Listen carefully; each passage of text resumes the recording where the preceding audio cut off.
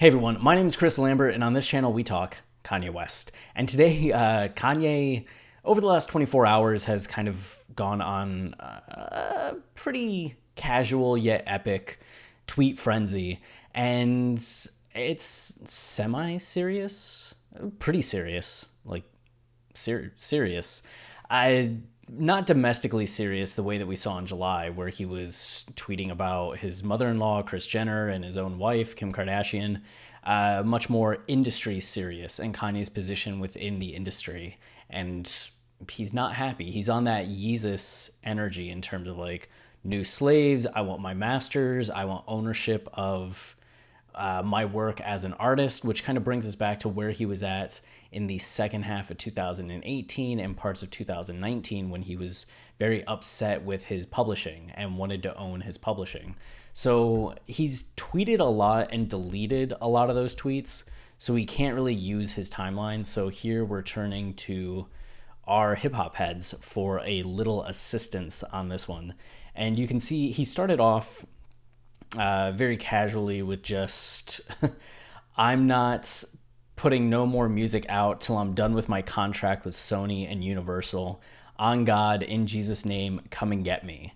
Which you're just like, oh, is this why he's been delaying Donda? We actually saw something similar when it came to Yandi, and then when it came to Jesus is King. Both times Kanye was about to release an album, and then he starts leveraging against Sony and Universal about his publishing and his contract.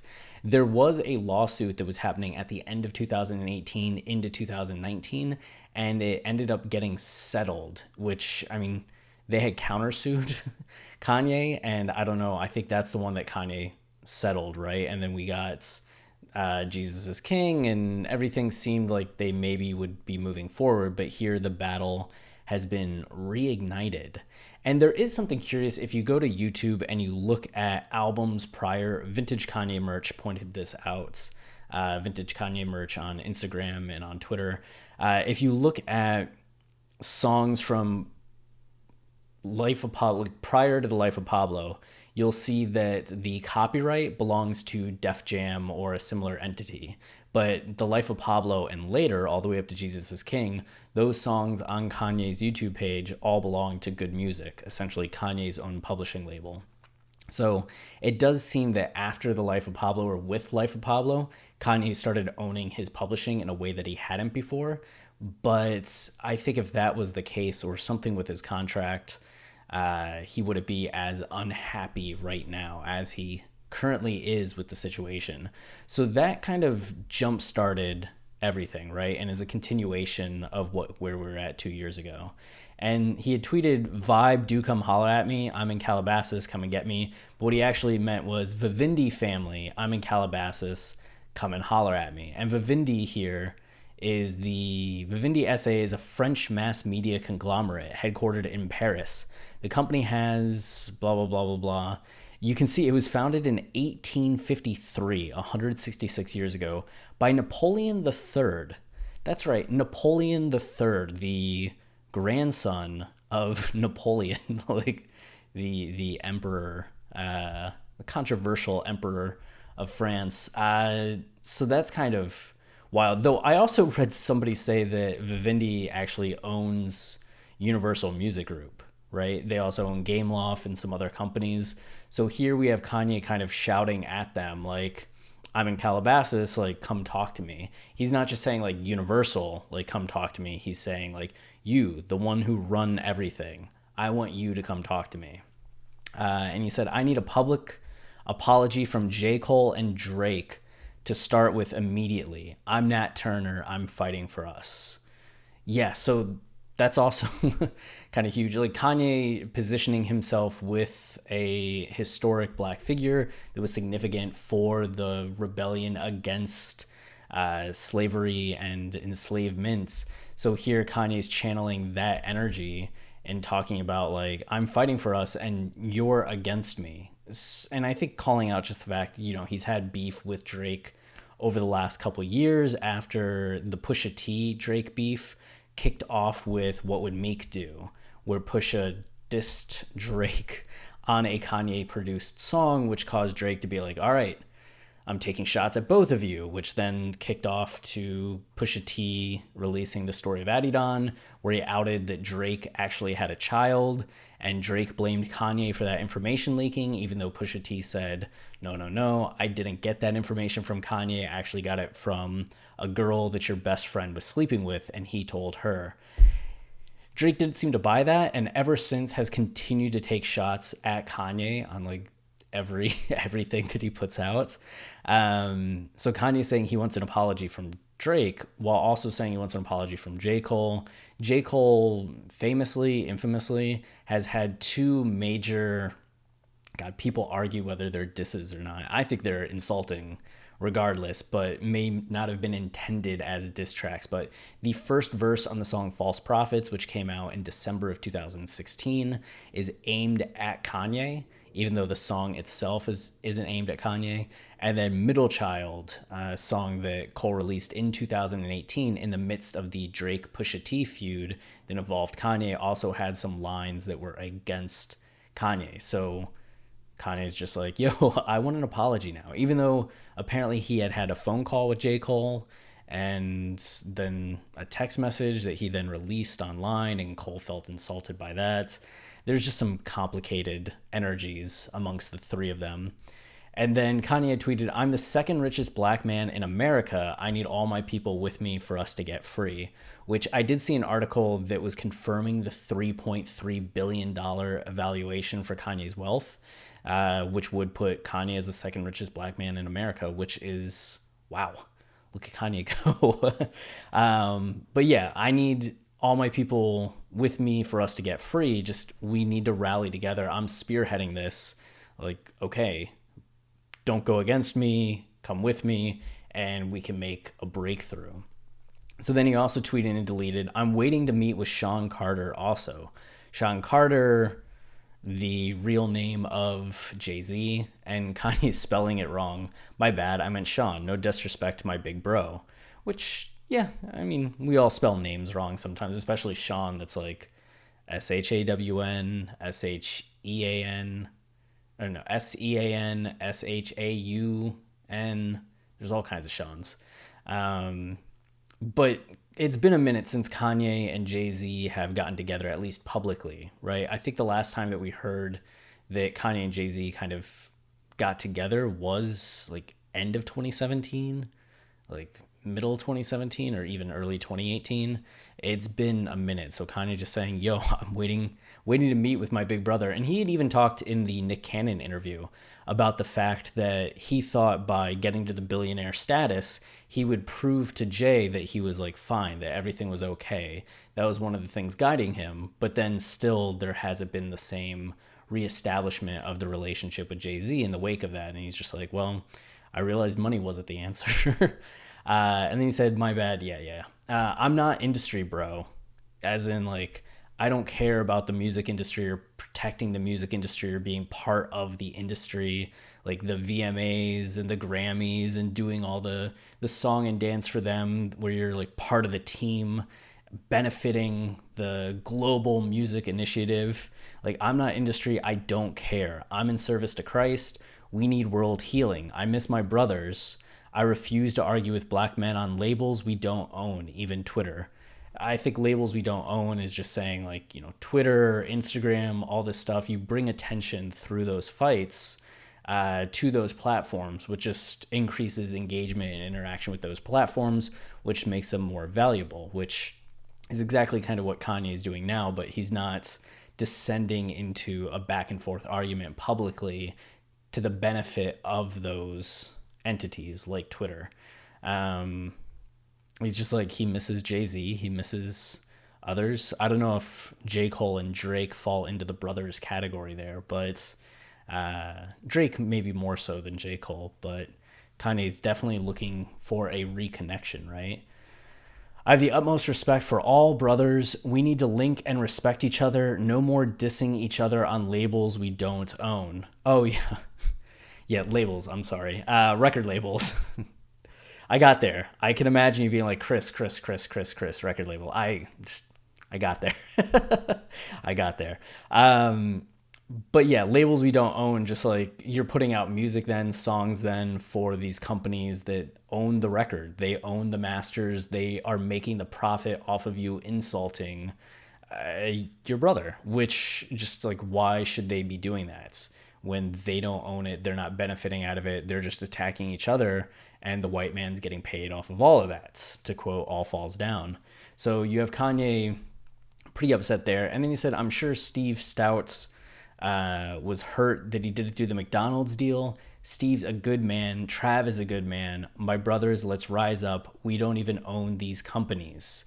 Which the McDonald's deal that he's talking about is the Travis Scott's burger and merchandise that everybody has been talking about. Maybe not everybody, at least like hip hop Twitter and the hip hop world has been talking about. I don't know if the average folk is just like, oh, I want to go get a Travis Scott chicken nugget body pillow, which you can get, which is kind of wild.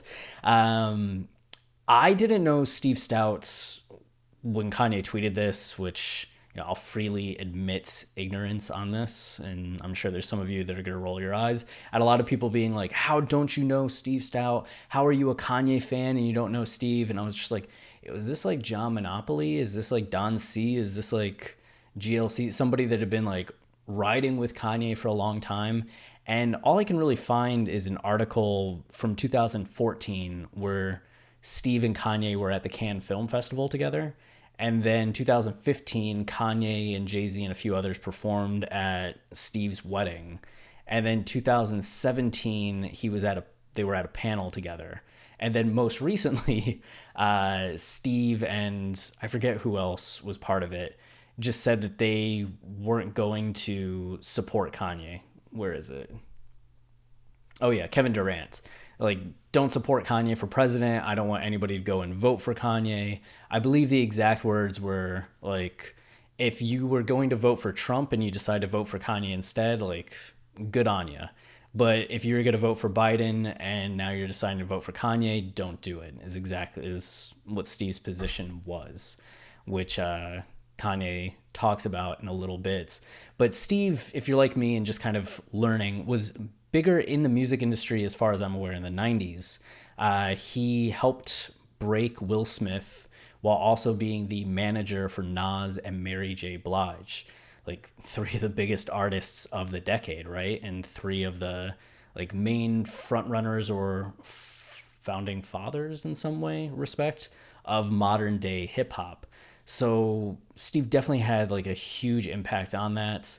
And then he also worked as an executive for Atlantic, and I think it was Sony was the other one, specifically in the urban music wing of things from 1990 to 1999. That was kind of his area and atmosphere, which was a huge part of the development of the mainstream dominance that hip hop music had by the end of the decade. He was right in the middle of that. And then for the last, I guess, 20 years, he's been kind of ancillary, doing some other things in some other industries, still has a record label, but it doesn't seem like music has been exactly the main thing he's been doing.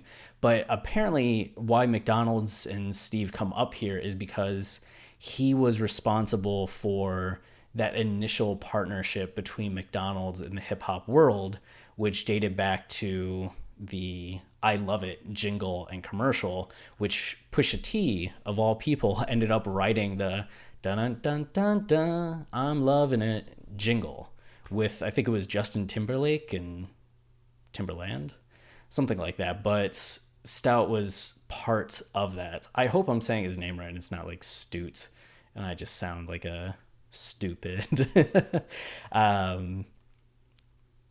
So just like he would have liked to have been part of this deal between McDonald's and Travis Scott, because historically he had been the one to broker this deal between hip hop and McDonald's. But then My Brothers, Let's Rise Up, we don't even own these companies.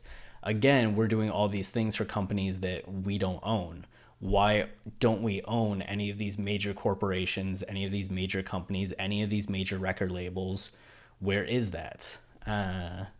So then he says, let's stop killing each other. Let's show God that we are God's people. My ego gets the best of me too. God doesn't measure us by money in his kingdom. Let's love each other. I love my brothers and I miss my friends. Real talk. So Kanye, I think, talking like specifically about let's stop killing each other in the sense of just like violence in the world at large, and especially within communities like Chicago, like Los Angeles, like Atlanta, etc. But also saying like on this level, let's stop killing each other, attacking each other, bringing each other down, hurting each other's brands. Like our egos all get in the way. We're all kind of ego driven, but we can't let that distract us from what the bigger mission is that we should have ownership. Um, let's love each other. I miss my friends. Yeah. I deleted the tweet about riches, which I think comes back. I'm the second richest black man in America. The wealth is in our love of family and our brothers and our service to God. Let's rise up. Let's communicate. I need to see everybody's contracts at Universal. This is nice because he just said, like, my ego gets the best of me too, right? Like, let's stop being egotistical. Then he said, contracts at Universal and Sony. I'm not going to watch my people be enslaved. I'm putting my life on the line for my people. The music industry and the NBA are modern day slave ships. I'm the new Moses, which like all time Kanye tweet right there and all time Kanye quotes. Um, when he's saying I'm putting my life on the line for my people, Kanye's talked about Bill Cosby and Michael Jackson specifically, how Bill Cosby tried to buy NBC Universal in 1993. And after that, his career just kind of went downhill.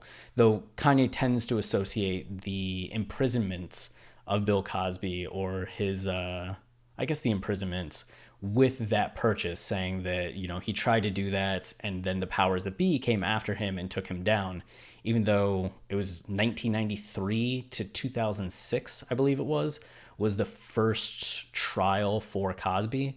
So there's like a 13-year gap between that. So not necessarily like a direct correlation. And same thing, Michael Jackson, I believe it was in 2000 or 2001, came out against the president of Sony Music saying that the dude was racist and took advantage of black artists and it wasn't fair. And then Kanye talked about how then Michael got killed or got done in, like all the rumors started about him. His health took a turn. It was still 9 years between Jackson's death and that moment of him coming out against Sony. So again, there doesn't seem to be like a strong direct correlation, but I think Kanye's viewing it as once you speak up, there's kind of a, I don't know, you get pushed out, you get pushed aside, and you're taken down, so to speak, or your life has been taken from you.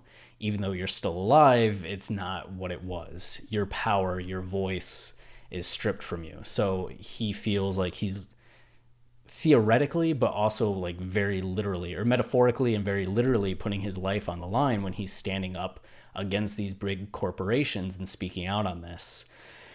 And essentially, Universal and Sony, he's talked about you don't own your masters, you don't own your music, so you can be putting out these huge albums, you can be involved in these contracts. And like Kanye, his contract essentially was like a lifetime contract that he couldn't get out of, and he had to release music every like 2 years or 3 years or be in breach of his contract.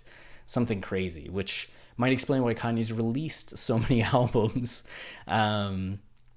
But there's definitely like a pressure that's put on you to just be this commodity when what you're getting out of it's, you know, people would say you get celebrity, you get fame, you get money, but are you getting a fair amount for the value that you're actually bringing to the table? How much are you getting exploited versus how much are you accurately getting paid for what you make for these companies based on the product that you're putting out, your status, all of that stuff that stars like Kanye and Jay-Z and Beyonce and Cardi B and even Taylor Swift and other sensations, like, are they appropriately valued?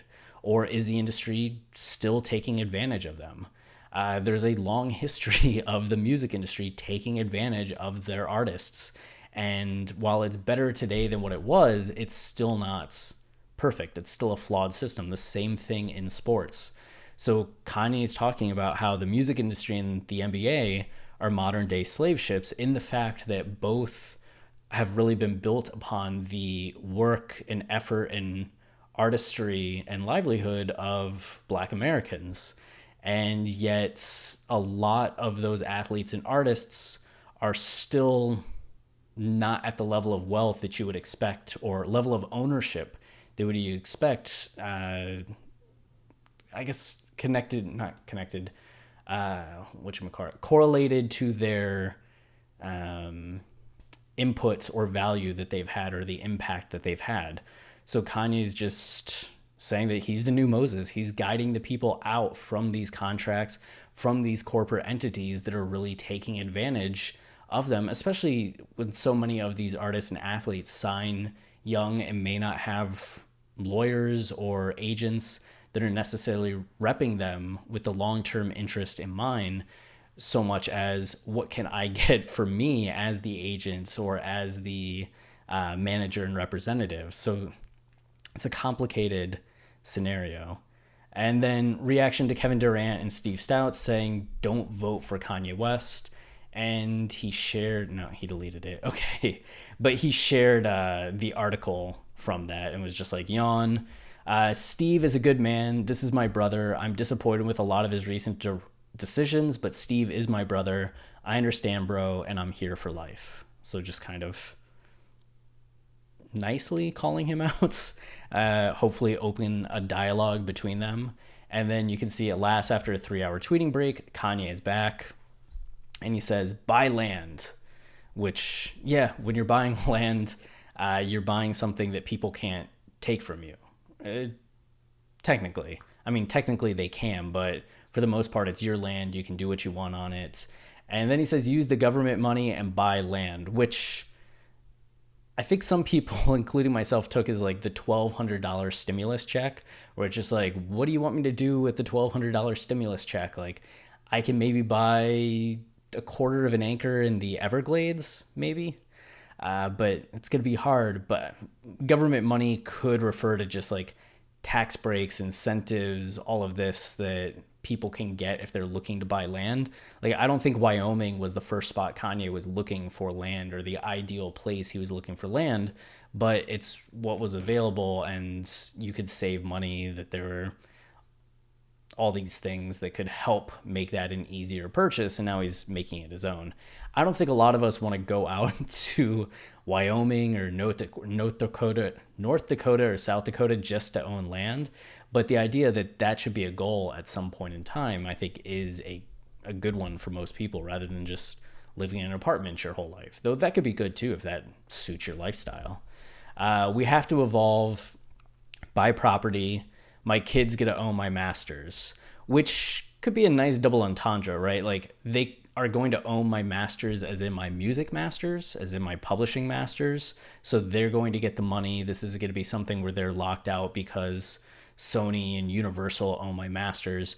But then also, like, I have masters that I haven't been able to get out from, but I'm doing what I'm doing to create a generation where my kids can own my masters, so to speak. Like, they can be the ones running Sony or Universal or in charge of groups like Sony and Universal.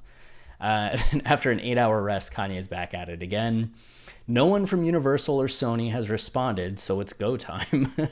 And with this, Kanye shares an image here. And you can see that it seems he's talking to his lawyer. And the lawyer saying, meaning that we can argue that Universal and Sony have not supported you fully, and that as a result they have breached. This is the lawsuit termination nuclear option. Yeah, I think anytime you're saying that there's been a breach of contract, you really have to like prove it. And even then, like, trying to ask for your masters as part of the settlement would be, as they're saying, like a huge risk, but a high reward strategy. Because if you get anything less than your masters, you don't really have a recourse at that point. Regarding master ownership, we can look into buying, but if Taylor's cost $300 million, yours would cost a lot more, I assume.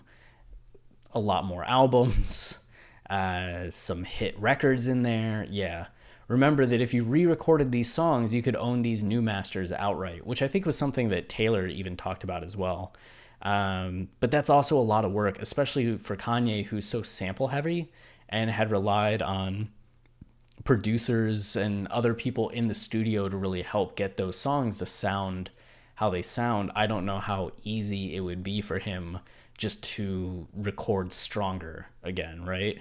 Or could you imagine him updating like breathe in, breathe out. Like, how would 2020 Kanye perform breathe in, breathe out? Like, I'm very curious to hear that. Or like new workout plan. Like, very curious to hear how that would go. But like, how would he say I promise Mr. Rainey I'm gonna marry your daughter on Never Let Me Down?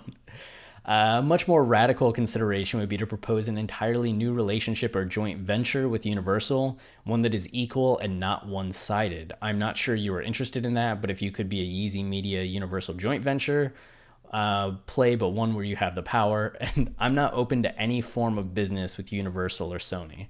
All right, that's that. So he doesn't want to work with them anymore. And then here, Phil Knight's net worth is $40 billion. Michael Jordan's net worth is $1.6 billion, and Phil Knight never had to jump from the free throw line. When you Google Phil, you barely see his face, which is true and not true. You can see that Phil Knight net worth in here, it just kind of shows the back of his head, but somebody else, where is it? Nope. Somebody had an image of Phil Knight's. Yeah, here. Like, you Google Phil Knight, and then all these pictures of Phil, like, do show up. So you do see him. But the point still stands. Phil Knight, as the creator of Nike, this has actually been a controversial. I got in a lot of Twitter arguments today over this. It's the fact that I don't think Kanye is saying that Jordan should be exactly where Phil Knight is just because it's Michael Jordan, but at the same time, like, shouldn't Jordan have a higher net worth?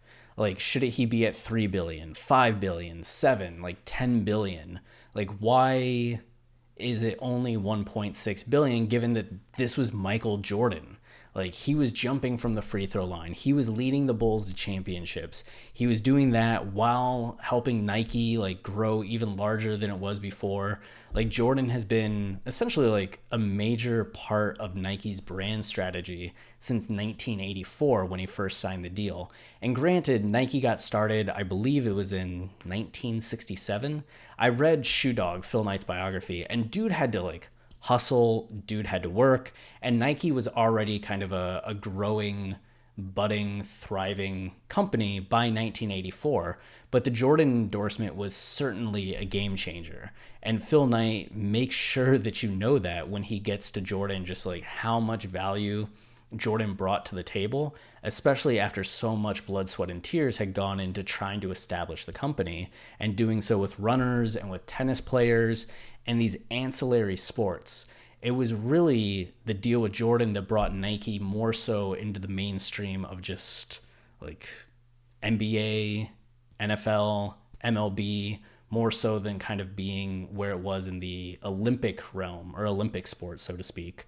And helped establish like the lifestyle elements of it. So yeah, there's something to be said, I think, too, just about the argument that even though Jordan didn't start Nike, right? He's still Michael Jordan, a brand in and of himself, and he helped build up the NBA to something greater than what it was, because on the back of Jordan's popularity and his achievements in the NBA, the league became much more prominent than where it had been in the 60s, 70s, and 80s. The 90s were really like a huge period of popularity for it that has continued over the last 2 decades, thanks to people like Shaq, Kobe, LeBron, Dwayne Wade, Steph Curry, Kevin Durant, and the like. There definitely have been people that have picked up the torch, but like, Jordan did so much for the league, and while he made a ton of money, right, he's still worth 1.6 billion. The argument is, shouldn't somebody of Jordan's stature and his success in not just the NBA but also the shoe world be worth just a little bit more? It's not whether or not he was compensated, right? It's just, is he accurately compensated? Did he get the full value for what he brought to the table in return? And I think maybe not.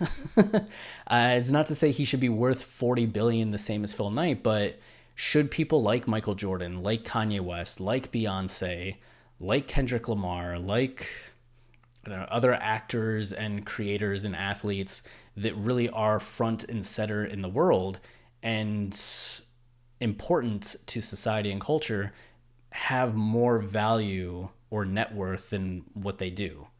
And is there maybe a skew towards entrepreneurs in a way that's a little more unfair to those that do a lot of the work in front of the scenes? Some people are happy with the current model. Some people just say it is what it is. But I do think that just because it is what it is doesn't mean it has to be that way. That we can't take a step back and say, maybe there is room for improvement. Maybe there are people that aren't being compensated in the way that they should be. And a lot of these companies are getting 90% of the pie when they should be getting 80, 70, 60. So we have that. And then when you Google us, we got a smile for the camera. So Phil Knight's had the picture of the back of his head.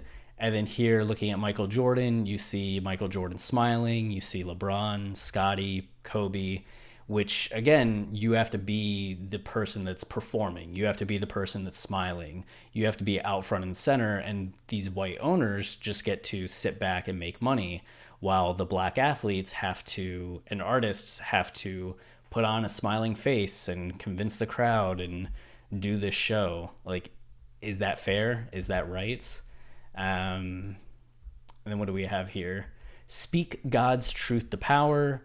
Hey everyone, we're making progress. I'll keep everyone updated on how this meeting with Vivendi goes. If Nikola Tesla had a Twitter, the world would run off AC. Edison killed Tesla's image to control the power, literally. Tesla and I only mean well for the world. Yeah, that's it's become more and more popular over the years to give credit to Tesla, but Tesla died in kind of disgrace with not a lot of money, and that's because Thomas Edison was way more political than Tesla, and his DC voltage, he was going on a whole propaganda tour for it and pulling all these connections and throwing punches at Tesla, where Tesla's just like, I'm a man of science, look at my project, and losing the battle. And he eventually lost. And there are some things that run off AC. I think I saw somebody down here just being like, how can you say that? AC gets used a lot, blah, blah, blah, blah, blah. But the thing was that Tesla didn't really get to enjoy that. AC's become more popular over time because it was, I think it's safe to say, the superior technology, but it wasn't something that Tesla got to have the benefit of the same way that Edison got to have the benefit of. And there's a little bit of background here. Edison developed a cost-effective means of generating DC electricity and a suite of related devices, including motors and meters to measure DC energy. However, there was a problem. There was no way back than to convert the DC voltage to higher, lower values. To be safe for use in homes and factories, the DC generators were designed to produce electricity at low voltages. The downside was this meant that the losses during the transmission from the generator to the consumer were high. Edison judged that to be an acceptable compromise, but it limited the distance between the generator and consumers to less than a kilometer or two. In the other camp, Tesla had a secret weapon known as the transformer. It is a simple arrangement of iron cores and copper windings that allows voltage to be converted up or down. The limitation is that transformers only work with AC electricity. Yeah. So that's where Kanye is kind of positioning himself. He has the stronger concept and idea, but other people are making political plays against him. And he's just like, yo, if Tesla could have had his voice heard on Twitter, we would never have been talking about Edison the way that we talk about Edison. We'd be talking about Tesla. So Kanye's just saying he got to talk with Katie Jacobs Stanton. I think this is his lawyer, probably still. Katie reached out off the tweet. She is on the board of Vivendi, and you can see here that she is also a lot more. She worked at Twitter from July 2010 through January 2016, and she sits on the board of directors for Vivendi and Time. So yeah, that's a pretty good meeting to get. And then we also have here a second follow-up. Call with Katie Jacobs went great. This was a perfect first conversation. Speaking with Arnaud de Buffont next. I'll keep everyone updated. I didn't look this guy up yet. I got tired. But you can see that he's another Vivendi person. This is Lucian Boss. And you can see that the head of Sony, because it's a Japanese-owned company, he's getting some of the names of the people that run Sony. So it seems like there might be more calls ahead for Kanye. And then Kanye tweets out an article titled, "It's done. Kramer says Trump administration will approve Oracle TikTok deal Tuesday." So TikTok has I guess, ties to the Chinese government in ways, and people have said that it's being used to spy on whoever has it on their phones, which you can understand would be a huge issue just in terms of the data collection that is going and what it's being used for. So it was ordered to, if it wanted to continue to exist in the United States, be sold to another company that wouldn't have the same ties to a foreign government. And then the app could no longer be used, I guess, for another government. I don't know if our government would still use it for the same thing, but a number of people were trying to buy it. Microsoft, Kanye had talked about it, but it looks like Oracle is the one that the deal went through. So Kanye has talked about Jesus Talk and just loving the technology of TikTok, which is why he tweeted that out. And then Say Yes, we need to produce that Destiny's Child gospel album. And this was the last and most recent, where he just plays a Destiny's Child song that's a gospel song, and just kind of listening to it and wants to reunite them and produce the gospel album, which Destiny's Child, I think if they got back together, I mean, in general, just those three getting back together would kind of be a huge deal. Beyonce, Kelly Rowland, and I don't remember the third one's name. But I think it's something that's kind of been like long awaited and very interested in from fans. I mean, as great as Beyonce's solo career has been, I still really love the Destiny's Child stuff. So Kanye, just that idea of producing that, I feel like that would break music. You just have Kanye producing a Destiny's Child reunion album. I want that. And that's where we're currently at with Kanye. Nope. No, we're not. All right. We need me, J. Cole, Drake, Kendrick all in a room together. It's time to get free. We'll not argue amongst each other while somebody we don't know in Europe is getting paid and putting that money in a hedge fund. So Universal Music Group, headquartered in Europe, with Vivendi also, if they are the owner, reaping the ultimate rewards in Paris. And it's just like, okay, so you're telling me that a Paris-based company owns a London-based company that essentially owns all the music, like mainstream music in America. Like, no, we're not going to fight against each other while they just make money off of it. Like, we need to come together. Because you think of the resources of Kanye, Drake, J. Cole, and Kendrick, and the intelligence there and just the drive, what they could accomplish. Yeah, that's a meeting that needs to happen, and arguably a meeting that should have happened a while ago. Granted, prior to the streaming industry kind of arising, it was very difficult, I think, to have the connections that Sony and Universal and other major companies had in order to publish music and get music put out there. I mean, you had to go through radio, you had to go through stores, and those larger companies could really put a kibosh on what you're doing by just saying, like, hey, if you carry that, we're not going to give you this new album. Not saying that that's legal, but that's the kind of shit that happens, right? So then it's harder for these independent companies, whether they're started by superstars or not, to still get a foot in the door. But now in the day and age of streaming, where you can just put anything on the internet and get paid for it through direct sale or through streaming services that will pay you as people, like YouTube or Spotify, as people play the music, there's a huge opportunity there for artists like this to just say, you know what? Let's break out of the old system and let's start something new, something fresh, something that's empowering. I feel like Tidal was supposed to be that in some ways, but Tidal, even though Jay-Z's an owner of it, is still a larger entity that I think was following kind of an older model or the model of the rest. Is there something more that can be started? Is there something more that can be created that takes the idea that Tidal had of really like being artist owned and pushing it forward even further. And then Jared Kushner will have done more for peace in the Middle East than anyone in 30 years. Huh. I mean, that's a controversial one. I don't really have an opinion on it right now because I feel like I only have negative things to say. But that's another time and place. I guess let's refresh one more time and then be done with the video at this point. Yeah, Kanye has it tweeted again. Okay, so that's a rundown and context behind these Kanye tweets. Sorry these videos have been so long. I'll try to be briefer in the future, maybe break it into a couple parts. But if you're still watching at this point, hey, and thank you. And I guess I'll do my ending spiel. And no, I mean, should I? If you're still watching this, you probably heard it before. But liking, subscribing, commenting tells YouTube that this is a channel that people enjoy. So if you want to help us out, that's an easy way. And then we also have our Patreon, patreon.com/Kanye podcast. The thing that we're both most well known for is our line-by-line analysis of Kanye's discography.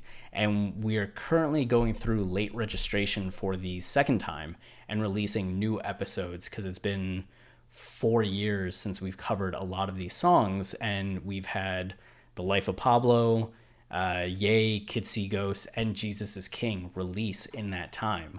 So coming back to these songs with more context from those albums and just knowing Kanye's discography better than ever has really allowed us to have renewed and deeper insight than before. So if you want to have a refreshed view on late registration and an even deeper love for late registration, patreon.com/Kanye podcast.